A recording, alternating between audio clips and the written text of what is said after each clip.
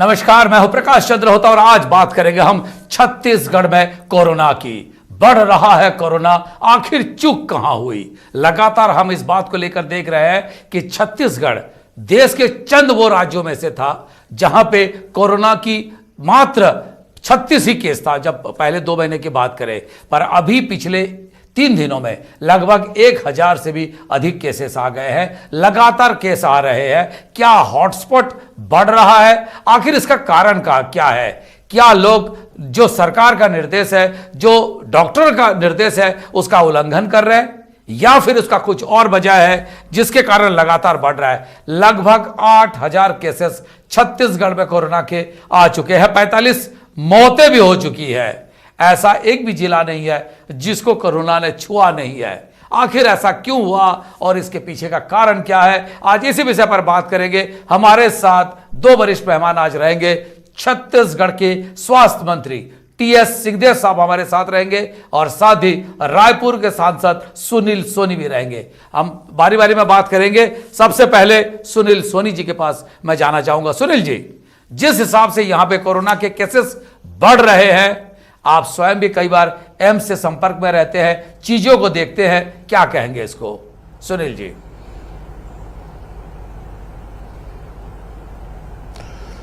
देखिए, कोरोना के केसेस बढ़ना तय था और इस बात को स्वास्थ्य मंत्री जी ने भी कई बार दोहराया, कई बार कहा उन्होंने। लेकिन तैयारी क्या है? प्रश्न यह है कि आज जो है बड़ी मात्रा में कोरोना के पॉजिटिव केस आएंगे। जो हम सुनते थे कि कहते थे कि कभी 9000 बेड तैयार है, फिर बाद में हमने पढ़ा कि 20000 बेड तैयार है। लेकिन अभी 1100-1200 मरीज हैं जो एक्टिव मरीज हैं। आज बेड नहीं है। ये आश्चर्यजनक बात है कि वो बेड कहां पे तैयार हुए। प्रश्न खड़ा होता है ये स्वाभाविक तौर पे जनता के अंदर में। और एक ये जो कोरोना का जो भयभीत होने की जरूरत नहीं है, सावधानी बरतने की जरूरत है। हम भी बोल रहे हैं, सब लोग बोल रहे हैं, देश में बोल रहे हैं। लेकिन यहां एक ऐसा वातावरण बन गया कि भयभीत है लोग। 4 घंटा, 4 दिन, 5 दिन घर के अंदर में रहते हैं, पॉजिटिव आ गए, उनको ले जाने के लिए गाड़ी नहीं आती है। घर के लोग भयभीत हैं कि वो बहुत सारे लोग ऐसे हैं कि जिनके यहाँ 4-5 कमरे का मकान नहीं है, 2 कमरे में रहते हैं, 6 लोग, 8 लोग रहते हैं। तो घर के अंदर क्वारंटाइन कहां करें 3-4 दिन? प्रश्न ये उठता है। और उसके नजदीक जाना से पॉजिटिव होगा, ये सब लोग कह रहे हैं। तो उसके अंदर एक वातावरण जो बन रहा है, ये भय का बन रहा है। और ऐसे समय के अंदर में कहीं न कहीं हम लोगों को तैयारी करना चाहिए। यही मैं स्वास्थ्य मंत्री जी से भी कहूंगा। जी जी जी, बिल्कुल ठीक है। बट आप एक बात को भी तो स्वीकार करेंगे, क्योंकि बीमारी नहीं है, लोगों को समझ नहीं आ रहा है इससे क्या करना चाहिए, बचाव कैसे हो। क्योंकि जब तक हम ये सोचते हैं, बचाव का एक रास्ता अपनाते हैं, तब आता है कि शहर में 4 और जगह पे कोरोना हो गया है। ऐसे में क्या करना चाहिए?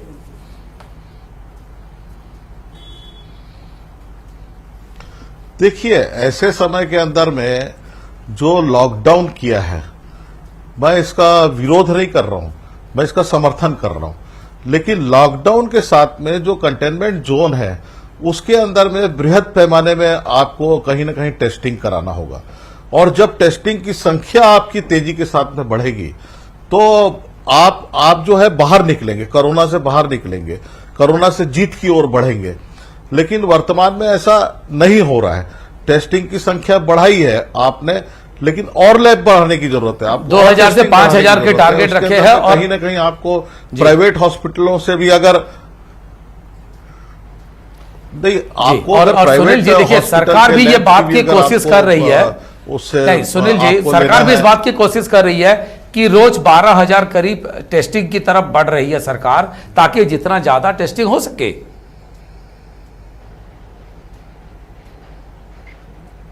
लेकिन टेस्टिंग की ओर हम बढ़ रहे हैं, लेकिन उसकी रिपोर्ट कब आ रही है? प्रश्न ये है कि उसकी रिपोर्ट आ रही है 5 दिन बाद, 7 दिन बाद, 10 दिन बाद। गांव के शुरुआती तौर पे तो 14 दिन बाद आया, तब मजदूर वहां से निकल के भाग रहे थे, हमारा 14 दिन हो गया, हम जा रहे हैं करके। तो अभी भी जो है, जो टेस्टिंग आप कर रहे हैं, ठीक है, आपको अच्छा काम कर रहे हैं, लेकिन उसके अंदर में आपको समय सीमा भी तय करना होगा इसके अंदर में, क्योंकि हम हर हालत में जो है एक दिन की आड़ में हम उसको रिजल्ट दे दें। इस स्टेज में जब हम आएंगे तो ठीक हमारी है। स्थिति और ठीक बेहतर है। होगी। ठीक है, हमारे साथ छत्तीसगढ़ के स्वास्थ्य मंत्री टीएस सिंहदेव साहब भी जुड़ चुके हैं। सिंहदेव साहब, किस हिसाब से इसको आप देखते हैं? सुनील सोनी जी कह रहे हैं कि अब टेस्टिंग की संख्या और बढ़ानी चाहिए और टेस्ट रिपोर्ट जल्दी आनी चाहिए, तभी इस पे हम कंट्रोल कर पाएंगे। आप क्या कहेंगे इसको? टेक्निकली इसको क्या इलाज, इसका क्या हो सकता है समाधान? सुनील जी का दोनों बात जो उन्होंने कही, दोनों बात एकदम सही है कि स्वाभाविक तौर पे अगर हमको संक्रमण की जानकारी चाहिए तो टेस्टिंग होनी चाहिए, और टेस्टिंग की जानकारी जितनी जल्दी लोगों को पहुंचेगी तो वो फिर क्वारंटाइन से आइसोलेशन में भेजे जा सकते हैं और व्यवस्था बेहतर होगी। इसमें कहीं कहीं कोई दो बात नहीं हो सकती। हम लोगों ने प्रयास किया है कि 200 टेस्टिंग से 1000 से 2000, 2000 से 5000, और अभी जैसा आपने कहा 10,140 का अगला टारगेट रखा है। 3 पद्धति भी अब प्रारंभ हो गई हैं आरटीपीसीआर के साथ, ट्रूनेट और एंटीजन, रैपिड एंटीजन टेस्टिंग की व्यवस्था। इनसे हम लोगों की कोशिश रहेगी कि 10,000 करना। बैकलॉग आ गया है, अभी सुनील जी ने जो बताया वो भी एक सच्चाई है कि टेस्टिंग जब ज्यादा हो रही है तो ज्यादा टेस्टिंग की स्थिति में रिपोर्ट आने में दिक्कत जा रही है, क्योंकि रिपोर्ट टेस्ट आपने अगर सैंपल ले लिए और सैंपल आपने ले लिए 10,000 लोगों के और टेस्टिंग की आपके पास व्यवस्था है 5,000, तो 10,000 सैंपल लेके 5,000 टेस्टिंग, तो 5,000 आपका बैकलॉग हो गया। फिर आपने अगले दिन 10,000 सैंपल ले लिए और टेस्टिंग फिर आपके पास सीमित व्यवस्था है आज के दिन में। तो इस चक्र से हम लोग अभी दुर्भाग्य से गुजर रहे हैं। ज्यादा दिन तक व्यवस्था ऐसी नहीं रह जाएगी। मुझे लग रहा है कि ट्रूनेट की भी नई मशीनें हम लोगों ने बुलाई हैं। पहले 22 मशीनें आई थी, केंद्र सरकार ने उपलब्ध कराई थी, अभी 30 और आ चुकी हैं और 30 और के ऑर्डर गए हुए हैं। तो इनके मशीन आने से जल्दी होगा। लैब जो चालू होने थे, नांदगांव और बिलासपुर का बन के पहले तैयार हो गया था आरटीपीसीआर लैब, उनमें तकनीकी दिक्कतें आ रही हैं। जो स्टाफ है उन्होंने जो सैंपल का परीक्षण किया है वो अभी सफल नहीं पाया गया है एम्स के द्वारा। जैसे ही उसमें सफलता मिलती है, अंबिकापुर जो निर्माण में पीछे चल रहा था सैंपल टेस्टिंग में आगे हो गया है और आज एम्स ने उनको अनुमति ओके की दे दी है और वहां के लैब की स्थिति की जानकारी रिपोर्ट लेके एम्स फिर अंतिम ओके देगा, आईसीएमआर को रिपोर्ट भेजेगा और आईसीएमआर के पोर्टल से जुड़ जाने के बाद अंबिकापुर की लैब चालू हो जाएगी। तो यहाँ भी समझिए 200, 400, 500 पूलिंग अगर हम करेंगे तो 500 टेस्ट की सुविधा यहाँ बढ़ जाएगी। रायपुर और राजनांदगांव और बिलासपुर के लैब्स भी जैसे चालू होते हैं यहाँ बढ़ जाएगी और ट्रूनेट मशीनें आ जाएंगी। तो उससे तब तक के लिए जरूर जो सुनील जी कह रहे हैं एक स्थिति बनी हुई है कि जांच की आवश्यकता हमारे पास है और अभी टेस्टिंग की फैसिलिटी की सीमाएं हैं। मैं सुन रहा था उन्होंने निजी लैब के लिए भी कहा है, तो आईसीएमआर से मान्यता प्राप्त जो भी ऐसे निजी लैब होंगे जिनमें या तो ट्रूनेट की मशीनों की क्या रजिस्ट्रेशन उन्होंने आईसीएमआर से करा लिया है, क्योंकि ये एम्स से कराना है, तो जी उनको भी मेरा किया जा एक सवाल सकता था कि आखिर नहीं बाबा साहब मेरा एक सवाल है, अचानक हमने देखा कि कोरोना की जो संक्रमितों की संख्या काफी बढ़ती हुई दिख रही है। उसके पीछे का कारण क्या है? क्या लोगों ने सोशल डिस्टेंसिंग पालन करना छोड़ दिए या एसिम्प्टोमेटिक होने के कारण, लक्षण दिखने नहीं कारण इस तरह के केसेस ज्यादा संक्रमित हो रहे हैं पर पता नहीं चल पा रहा है? उसमें स्पष्ट है प्रकाश जी कि ये 59 मरीज केवल आए थे छत्तीसगढ़ की स्थिति में। विदेश से आने वाले लोगों का, निजामुद्दीन से आने वाले लोगों का, कोटा से आने वाले बच्चों के साथ कुछ लोग आए, तो उस समय तक भी स्थिति पूरी तरह से नियंत्रण में थी। 59 लोग संक्रमित थे और सब डिस्चार्ज भी हो गए। इसके बाद जब बड़ी मात्रा में मजदूर और अन्य जो नागरिक शादी ब्याह या पर्यटन या अन्य काम से बाहर रुके रह गए थे, आ नहीं पा रहे थे, इनका राज्यों की सीमा से आना जाना चालू हुआ, तो ये संक्रमण लेके आए। इनको रोका नहीं जा सकता था कि आप छत्तीसगढ़ के रहने वाले हैं लेकिन जहां हो आप वहीं पड़े रहो, आपको अब छत्तीसगढ़ नहीं आने दिया जाएगा क्योंकि संक्रमण आप ला सकते हो। तो ये संभव ही नहीं था और उसके साथ संक्रमण आना था और संक्रमण आया और अब जो सिलसिला चला हुआ है, आप देखें किर्गिस्तान और बाहर के लोग अभी भी फंसे हुए बच्चे आ रहे हैं, उनमें भी संक्रमण बड़ी मात्रा में आ रहा है। अर्धसैनिक बल है ये आ रहे हैं, उनमें संक्रमण काफी बड़ी मात्रा में आ रहा है। हवाई जहाज से, ट्रेन से, बसों से, गाड़ियों से, शादी ब्याह में आना जाना, ये जो लोगों ने चालू कर दिया है, ये एक बड़ा कारण बन रहा है कि लोग संक्रमण को या तो ग्रहण करके आ जा रहे हैं या दे रहे हैं। और अब संक्रमित व्यक्ति जब हमारे बीच में आते हैं तो एक व्यक्ति संक्रमण को एक शादी से लेके आए और उन्होंने घर के 20 लोगों को दे दिया। ये जो संख्या बढ़ रही है, आप प्रतिशत देखेंगे तो बाहर से आने वालों का प्रतिशत संक्रमित लोगों में घट रहा है और संक्रमण लेके आने वालों से जिनको संक्रमण मिल गया उनकी संख्या बढ़ रही है। तभी हम इस फेज में हैं कि बाहर से बड़ी संख्या में 7 लाख मजदूर करीब आ चुके, बाहर से लोग आ चुके मजदूर और अन्य लोगों को लेके। अब ये संख्या लाखों में नहीं जाएगी, वो जिनको आना था आ गए। अब जो सामान्य कोई बिजनेस से आ रहा है, कोई शादी में जा रहा है, कोई शादी में आ रहा है, कुछ विदेश के भी बच्चे तो आपको लग रहा है कि ये केस अभी कम होंगे? जी, अभी जो ग्राफ है, ये ग्राफ अभी डाउनसाइड पे रहेगा, अपवार्ड नहीं होकर डाउनवर्ड रहेगा? नहीं, 100% अभी बढ़ेगा, क्योंकि 2 कारण। एक जो सुनील जी ने बताया कि टेस्टिंग बढ़ानी है, तो जब आप टेस्टिंग बढ़ाएंगे तो प्रतिशत संख्या के साथ संख्या बढ़े चाहे ना बढ़े, फिजिकल संख्या 100% बढ़ेगी। 5000 टेस्ट अगर आप कर रहे हैं और दिन में 200 और 300 संक्रमित हो रहे हैं, तो जब आप 10,000 टेस्ट करेंगे तो वो 500 600 हो या ना हो, लेकिन 400 तो अवश्य होंगे। तो इसके लिए भी मानसिक रूप से और तैयारी के रूप से हमको बिल्कुल सजग रहना है कि जब हम टेस्टिंग बढ़ाएंगे तो हमको पता चलेगा कि वास्तव में संक्रमित कितने हैं। हम दिल्ली, बंबई ये सब से पीछे चल रहे हैं, जैसे देश हमारा पहले विदेशों की स्थिति से पीछे चल रहा था। तो अब छत्तीसगढ़ में लोग आए हैं, टेस्टिंग की फैसिलिटी बढ़ रही है और टेस्टिंग जब आप करेंगे तो 100%, वरना मैं पूरी तरह से गलत हूं और मैं चाहूंगा कि मैं गलत हो जाऊं, लेकिन संख्या में इजाफा होगा, 100% होगा। सुनील जी, क्या कहेंगे आप? जिस हिसाब से लोगों के बीच रहते हैं, जनप्रतिनिधि है, क्या कहेंगे आप?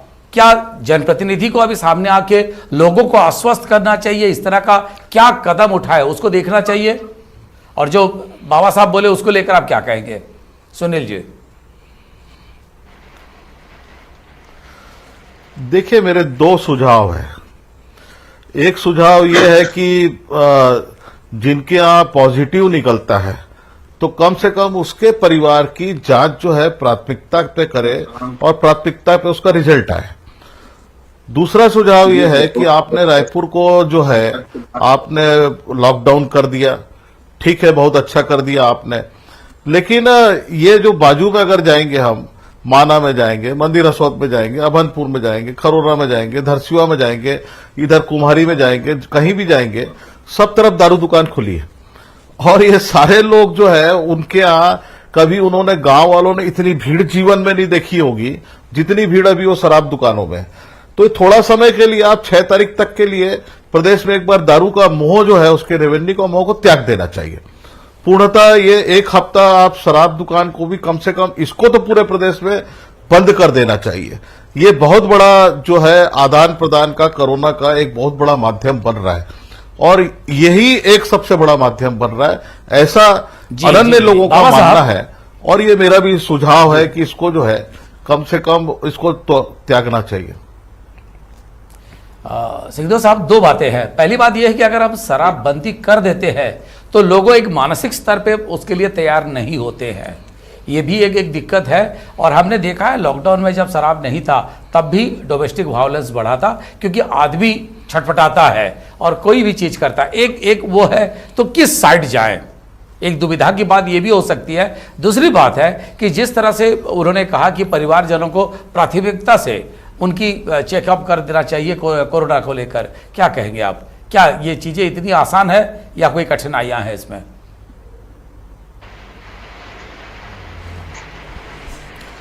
जी, एक बार रिपीट कर देंगे प्रकाश जी, दूसरा सवाल? मेरा पहला सवाल तो शराब को लेकर था। दूसरा सवाल था मेरा कि जो दूसरा था कि जो प्राथमिकता से परिवारजनों को, जिसके वहां कोरोना पॉजिटिव निकला, उसके परिवारजनों को सुनील जी कह रहे हैं कि प्राथमिकता से परिवारजनों का जल्दी से अगर कोरोना टेस्ट हो जाता तो वो पॉजिटिव है कि नेगेटिव है आश्वस्त हो जाते और उसी हिसाब से कदम उठाया जाता। इसमें भी सुनील जी का जो सुझाव है ये 100% सही है और हम प्रयास भी उसी दिशा में कर रहे हैं। और मैं धन्यवाद भी देना चाहूंगा सुनील जी को कि एक जिम्मेदार विपक्ष के प्रतिनिधि के नाते वो सकारात्मक सुझाव रख रहे हैं जिन्हें सुन समझ के हम लोग क्रियान्वित भी करें। जो टेस्टिंग में आते हैं, मेरा तो यहाँ तक कहना है कि रिजल्ट आते तक उनको होम क्वारंटीन हो जाना चाहिए। अभी तो लॉकडाउन नहीं है, तो उनको होम क्वारंटीन होके और वहीं पर एक तरह से आइसोलेशन में घर में आ जाना चाहिए। हम लोग इस बाबत लिखित डायरेक्शंस भी जारी करने के लिए मैं विभाग से बात करता हूं, ताकि अगर आपको किसी कारण से लक्षण होने के कारण से टेस्ट किया गया होगा प्राथमिकता के आधार पे, तो घर में भी आप उसको ना फैलाएं या कम से कम फैलाएं, ऐसी व्यवस्था बना लें। तो एक होम क्वारंटीन और दूसरा होम आइसोलेशन, घर में भी आप पृथक हो जाइए। वो दुर्भाग्यजनक स्थिति होगी अगर आर्थिक रूप से कमजोर परिवार जिनमें एक से ज्यादा शौचालय नहीं होगा, वहां अगर टेस्टिंग हो रही है तो वहां फिर विकल्प नहीं रहता। लेकिन होम आइसोलेशन तो कम से कम हो जाए, ताकि अगर हम घर से बाहर संक्रमण को फैलने की स्थिति को रोक सके। घर में दुर्भाग्य से वो नहीं रुक पाएगा और अभी हो भी यही रहा है। मैं सुनील जी की बात से इस बात पे भी पूरी तरह से सहमत। अच्छा, ये जो बात कह रहे हैं कि जैसे लॉकडाउन है रायपुर शहर में, तो आसपास के इलाके में शराब की दुकानें खुली है या बाजार खुली हुई है और वहां से भी लोग भीड़ आ रहा है और संक्रमण उससे भी बढ़ रहे हैं, तो उसको कैसे रोका जा सकता है? क्योंकि पूरे प्रदेश में तो एक साथ लॉकडाउन, थोड़ी गहरी चोट पहुंचा रहे हैं, अंदरूनी संवेदनशील चोट हम लोग को पहुंचा रहे हैं कि ये विषय शराबबंदी से भी जुड़ा हुआ है और प्रबंधन से भी जुड़ा हुआ है। और मैं कभी कभी शायद गलती करता हूं, लेकिन बोल भी जाता हूं कि ये सब राज्यों में इस बात की भी खुलेआम चर्चा है कि एक चीज इससे भी जुड़ी हुई है, जो रेवेन्यू आता है इससे भी जुड़ी हुई है। लेकिन रेवेन्यू को ध्यान में रख के प्रबंधन ना टूटे।